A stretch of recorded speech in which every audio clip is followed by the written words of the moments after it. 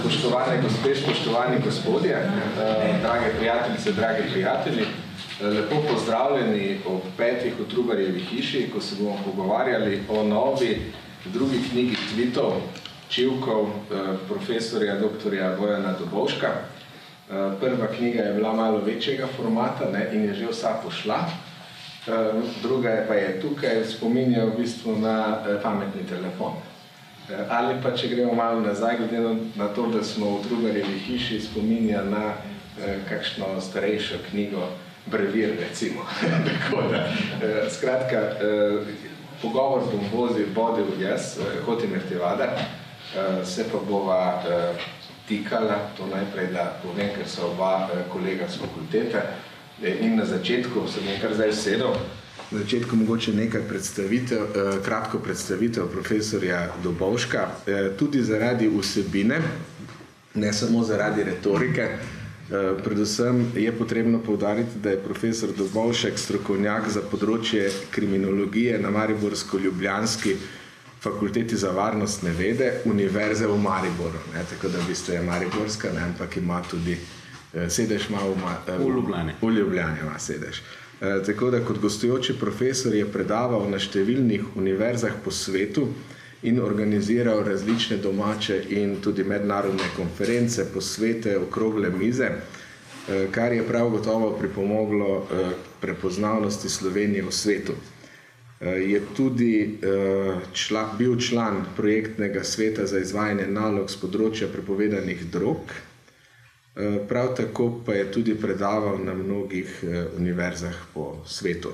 Mogoče bo kasneje še sam se kaj navezal na ta profesorski del. Sam sem ta uvod, pa mogoče še ena informacija, bil je tudi član Komisije za preprečevanje korupcije in 4 leta poslanec v Državnem zboru. Zakaj sem o stroki začel? Ker naslov te knjige je Sledi denarju. Je vse razloženo v tej knjižici tudi zadaj, zelo priporočam. Twitteraško kratek epilog. Več bo potem avtor o tem povedal. Skratka, razloženo je tudi, odkot ta izraz, fraza. Zakaj pa je pomembno, da je profesor kolega kriminolog, če tako rečem, torej strokovnjak za kriminologijo, ker dejansko na ta način tudi v bistvu piše tvite. Torej, to je na nek način, seveda, tviti so družabno, družbeno dejanje.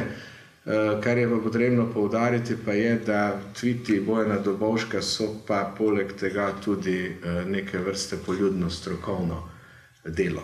Tako da zato mislim, da je zelo prav in jaz kot slovenist sem zelo vesel, da je ta knjiga tudi izšla in tudi, da je izšla tista prejšnja knjiga, ki mogoče lahko pokažem. Tviti in hibridna ogrožanja. O tem bo kolega več povedal, kaj to pomeni, ta hibridna ogrožanja. Mogoče samo še 2-3 stavke glede stilistike samega načina pisanja tvitov. Za tvite ponavadi slišimo v medijih, ko pride do kakšnih ekscesov. Najbolj znano je pač tvit kakšnega našega, ne ni sorodnik, ampak predsednika ZDA, poročen Slovenko, ki pač tvitne marsikatero stvar, ki ni spoštljiva tudi. On zdaj to izpostavil, ta segment. Jaz sem se zelo trudil iskati malo manj spoštljive, bolj populistične tvite, pa sem enega izbral, pa niti približno, se boste slišali, in s tem se tudi začne, pomenljivo, da je prvi tvit takšen. Zanimivo je spremljati, kako določeni mediji v plačanih vprašaj prispevkih tlakujejo pot določenim ljudem in odločitvam. Namesto napadov na tiste, ki opozarjajo nepravilnosti, bi bilo bolje, če bi zagotovili profesionalno poročanje. Dovolj sledi denarju paid news. Ta je s tem paid news nekak najbolj, meni se je zdel, pa sem prebral, recimo da 2-krat, se mi je zdel najbolj tak populističen.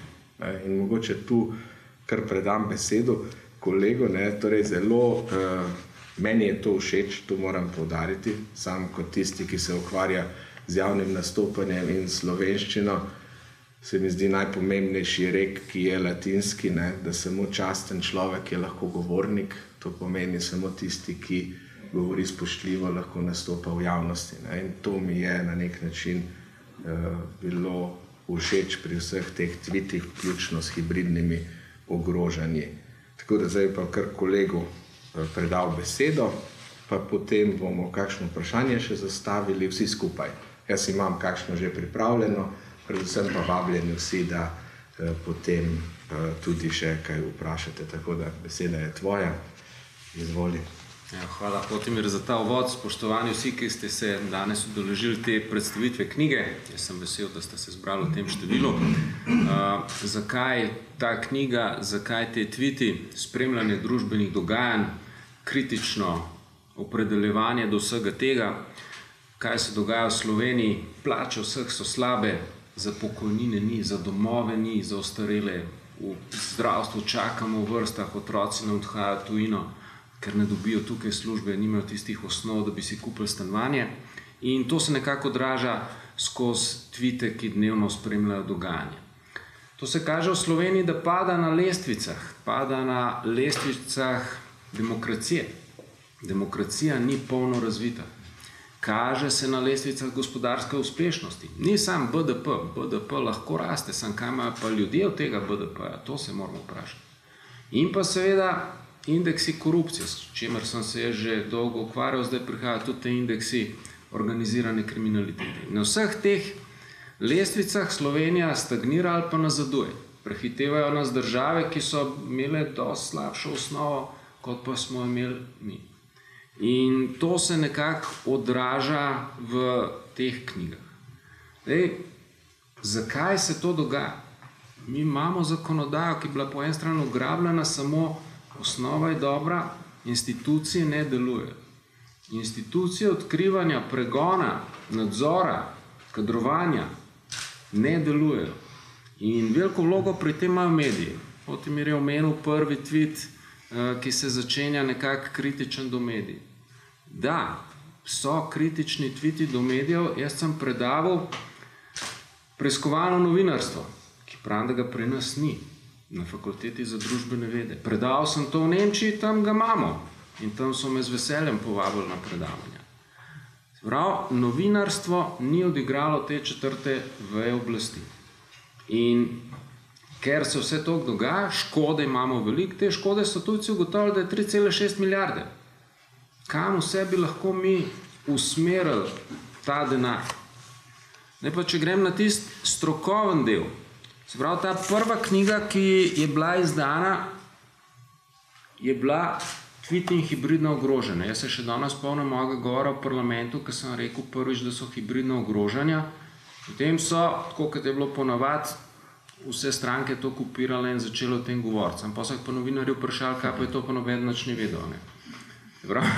Hibridna ogrožanja zdaj imamo v strategiji NATO, mi smo članice NATO, moramo izpolnjevati te dolžnosti, pa jih ne.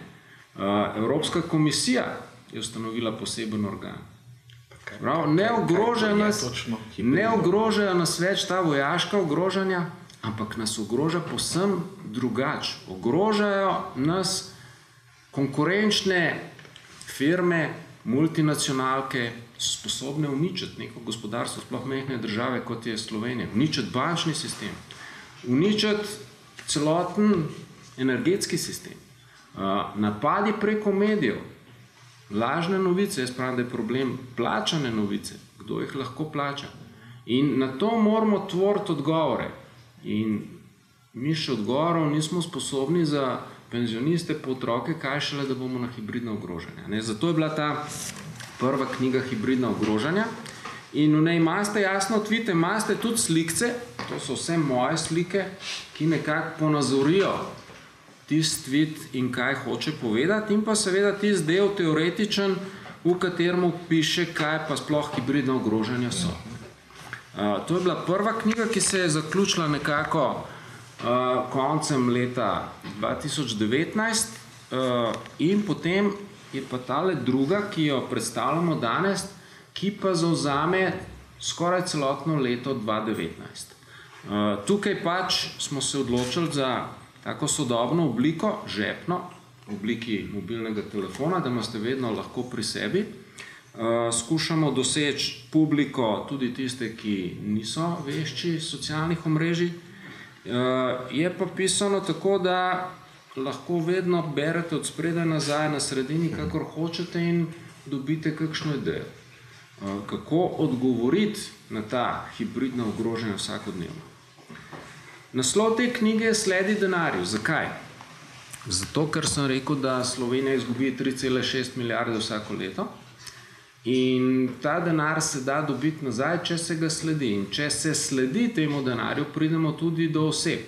Pri nas teh epilogov ni, ampak z to doktrino slediti denarju se to doseči da.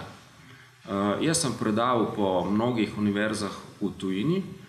Sam sem to trnovo pot šel tudi do tega, da sem napisal članek, kaj se v Sloveniji dogaja, da obvladujejo neformalne mreže, da organiziran kriminal je tist, ki recimo kriminalno skupino sestavlja en direktor medijev, en gospodarstvenik, pa en politik. Pa je to organiziran kriminal, v glavah ljudi ne, ampak načelno pa je škoda veliko večja. In za takšen članek, ki ga pri nas niso hoteli objaviti samo v tujini, ko sem ga objavil, dobil nagrado za najbolj priporočen članek tistega leta. In to te spodbudi, da delaš naprej. Pa potem sem ugotovil, da v stroki sem marsikaj dosegel, redno profesuro, članke objavil v tujini, knjigo o Ameriki, ampak premikal v družbi ne moreš doseči nikjer drugje, kot pa v politiki. Pa še to samo v izvršni veji oblasti, ne v parlamentu, v vladi, tam so možni premiki. In zato ta moja prizadevanja, da v Sloveniji nekaj premaknemo, nekaj naredimo, da bomo imeli boljšo družbo, dobro državo. Če se ozrem nazaj, veliko smo naredili, to je eden od teh ključnih momentov, da naredimo nekaj dobrega, zato smo ustanovili stranko Dobra država. Imamo zelo dobre ideje, tiste, ki so potrebne v Sloveniji. Naš predlog je recimo, kar se tudi skozi tvite, mi seveda nastavljamo družbi ogledalo, kar bi morali mediji, opozarjamo na napake, vendar vse skozi tudi predlagamo, kaj pa bi bilo potrebno storiti. Predlagamo operativno vlado 9 ministrstv, kajti le takšna vlada lahko dobro deluje. Predlagamo, da so pokojnine tiste najmanjše v takšni meri, da se da plačati dom za ostarele. Ne, da imamo zdaj armado revežev, ki ne morejo preživeti. Prekarne zaposlitve, kaj bo s temi ljudmi, ko bodo prišli do pokojnin? Da se ustanovi pogoje za mlade, da si lahko kupijo stanovanje, da jim ne bo treba v tujino, se nas drago stane šolanje, in da dobro veva, ko jih šola. Koliko takšno šolanje stane v tujini? Mi jih šolamo, potem pa grejo v tujino. Pa imajo dobra znanja, znajo tuje jezike. Prav vse te pogoje, vse te rešitve mi v teh tvitih tudi nakažemo. Prav, to so tisti osnovni pogoji, ki so potrebni, da Slovenijo spravimo, kot pravimo, v prvo ligo evropskih držav. Tisto, kar sem rekel na začetku. Te države, ki imajo dober indeks gospodarske uspešnosti, pa dober indeks polne demokracije, pa malo korupcije, to so najbolj uspešne države. In tem se moramo približati. In pogoje imamo, samo še volivci morajo to spoznati in premakniti. Na njih so te odločitve. In takšne knjige so odpiranje oči ljudem. Potem se bodo pa oni odločili, za kaj bodo volili. Zdaj, jaz bi, če je Tivadar začel z nekimi pregovori, ne pa rekel takole, pa če je že z filozofske fakultete, ne, da je že Aristotel rekel, da dober človek je v dobri državi lahko dober državljan. Ampak dober človek v slabi državi ima pa veliko možnosti, da postane slab državljan. zelo dobro. Ja. Toliko za uvod. Mogoče na to en tweet, ne? Juni 28. Zanimivo, to je moj god. Tako da, ravno na to temo. Ne? Tudi mafija se spreminja.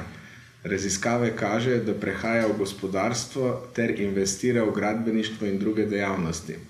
Za doseganje ciljev sodobna mafija plačuje medije, staraje morilce.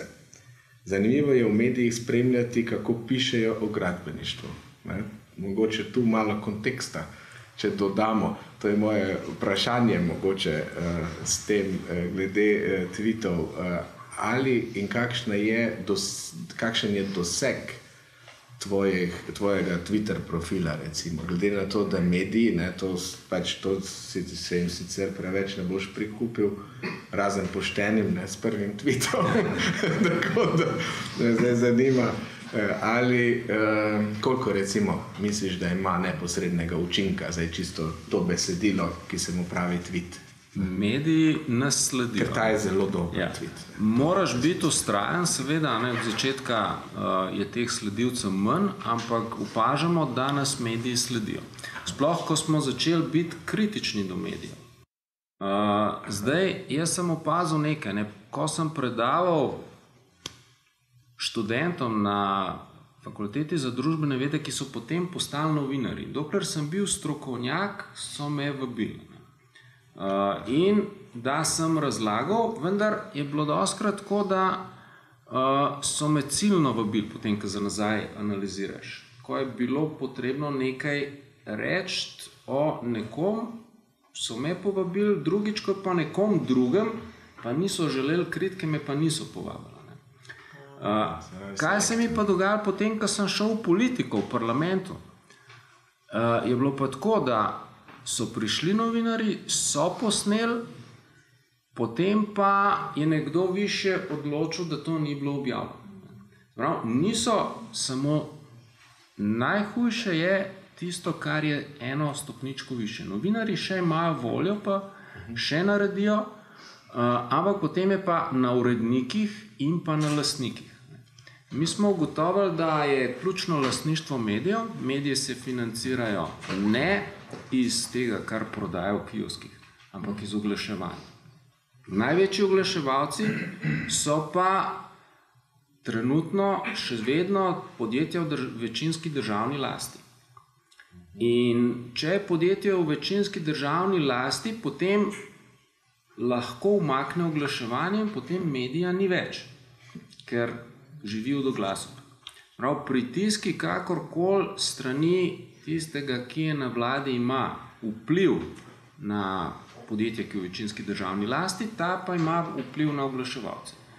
Opozorili smo tudi na agencije za merjenje javnega mnenja, ker pravim jaz, da so to agencije za ustvarjanje javnega mnenja, ker na zahtevo, jaz sem bil na univerzo v Würzburgu v Nemčiji povabljen zaradi mojega raziskovalnega dela in metod raziskav, pa ne toliko kvantitativnih, ampak bolj kvalitativnih raziskav, kar so pa tudi te raziskave javnega mnenja.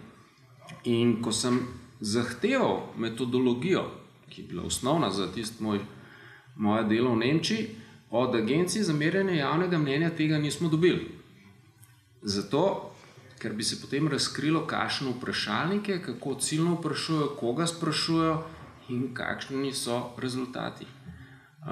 In potem smo se pa hoteli pritožiti in smo ugotovili, da se nimaš kam pritožiti, zato ker te agencije nekatere niso člani ESOMAR-ja, to je mednarodna organizacija, kamor se lahko pritožiš. Se pravi, mehanizmi obstajajo, so težki, so dolgi, ampak si zelo odvisen od tega. Kar ni v medijih, to smo spoznali mi tudi na tej evropski ravni, kar ni v medijih, se ni zgodilo. To je stara enostavno.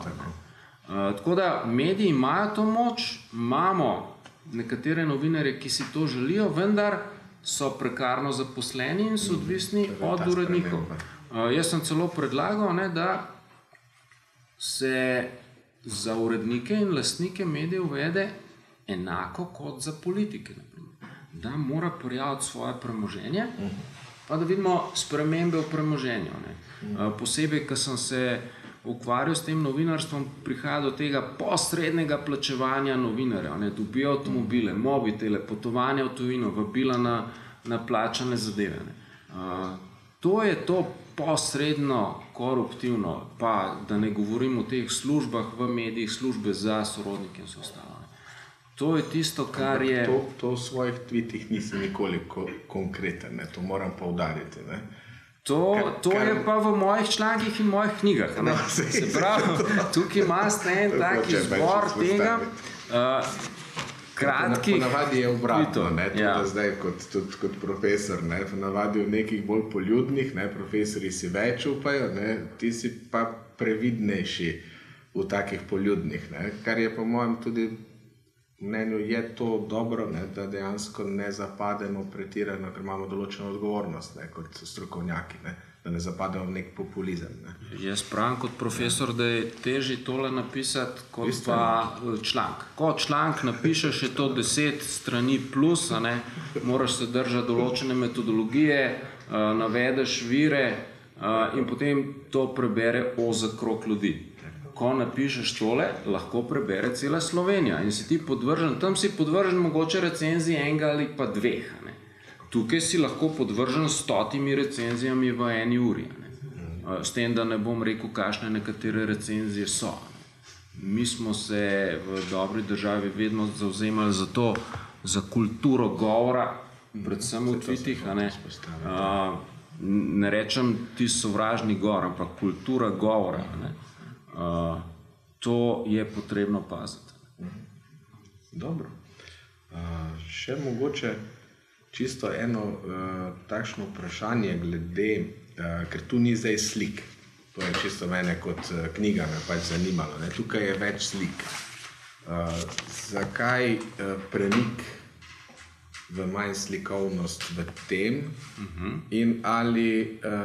kar je meni zelo všeč, ali bi v to jezikovne kratka sporočila neslikovno se šlo tudi dejansko, da ne bi bilo nikjer slikovnega. Čeprav vem, da trend je instagramizacija družbe, če zdaj tako pač malo teoretično bolj rečemo.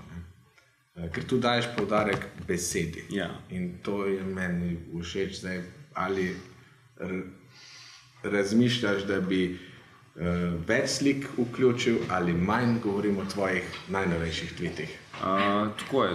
Tukaj vsakega napotujem, da obišče spletno stran, Facebook, Twitter, pa si pogleda. Jaz dam vsak dan poleg tweeta tudi sliko. Tako da tukaj pri tej prvi knjigi te slike so. Žal niso v barvah. Jaz nimam teh sponzorjev, kot jih imajo nekateri, to podraži tisk.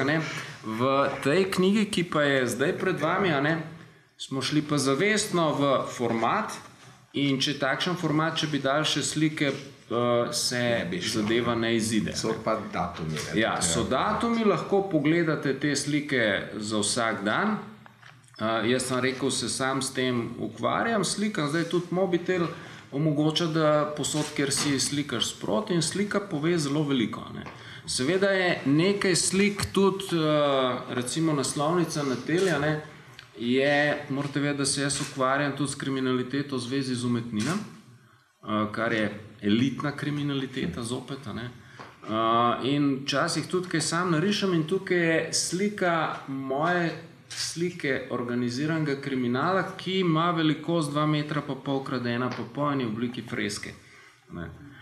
Se pravi, tudi nekaj slik je tistih, ki sem jih jaz sam narisal. Ampak so pomensko vedno vezane na vsebino.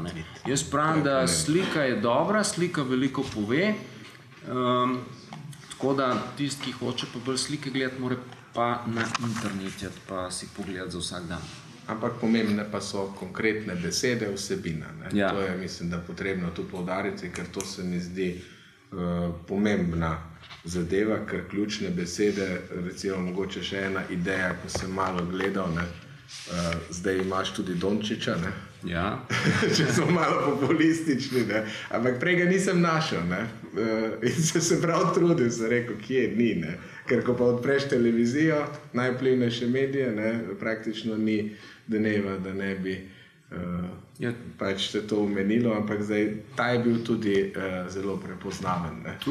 Ampak smiselno, na koga se je navezoval, če mogoče? Tukaj je tako, ne, da je bilo objavljeno ravno strani Agencije za merjenje javnega mnenja, ne, da je predsednik vlade, ki je odstopil, ne, takrat, ko je še bil, da je to Dončić slovenske politike, s čemer se marsikdo od nas ni strinjal. Ne. Zdaj je Dončić odstopil in jaz sem tweetnil, ne, da Dončić, kje zdaj so te komentarji, ne, da zdaj pričakujem komentar, da Dončić v primeru, ko bi njemu ne bi šlo, pa bi ostali še zmeraj radi igrali, da bi šel ven iz igre, pa okrivil vse ostale. Ne.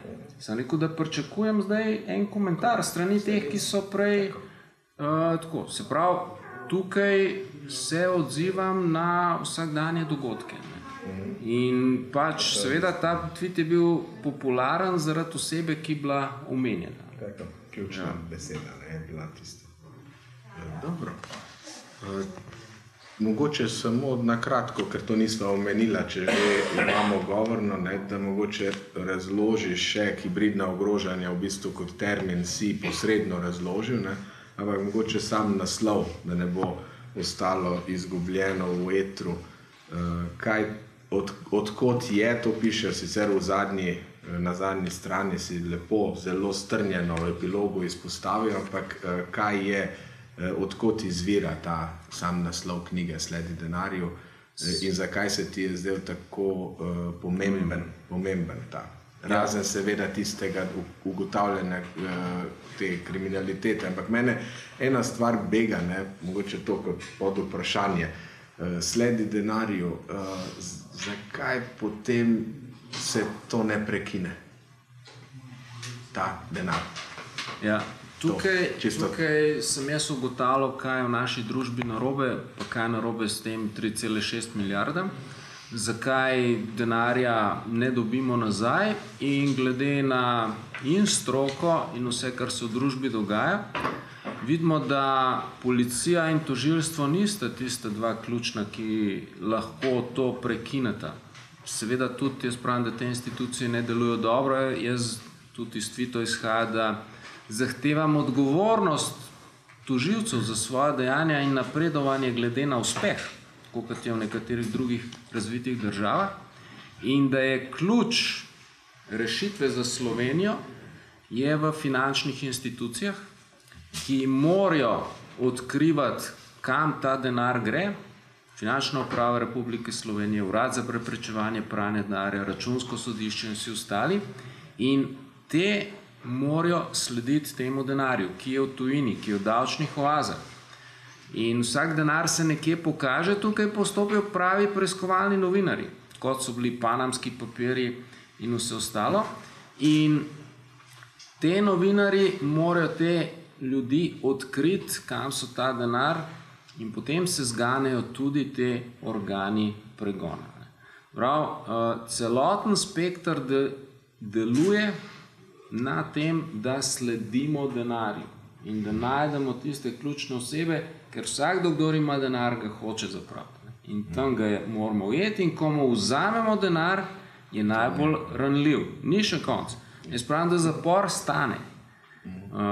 Morate vedeti, da vsak zapornik stane več, kot pa če greste zdaj v najboljši hotel v Portorožu. Ker moraš še paznike in imeli smo poskus v Sloveniji privatizacije zaporov. To je en velik problem zopet. Ne? Ker če imaš privat zapor, potem v Ameriki smo imeli, da so sodnike podkupovali, da so ljudi v zapor spravljali, da so te služili v zaporu.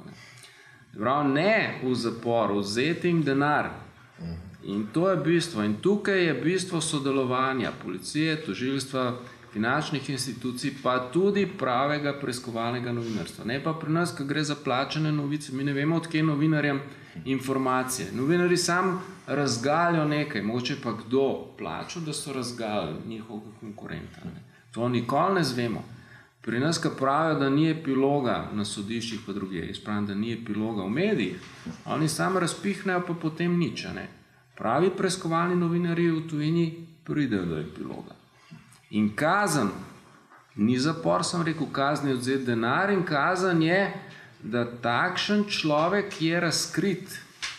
In ne tako, kot pri nas, kot pravim jaz, rotirajoča vrata, da te, ki so naredili bančno luknjo, so samo zarotirali na še boljše ali postrezne položaje. Ne, da takšen človek ne more več zarotirati.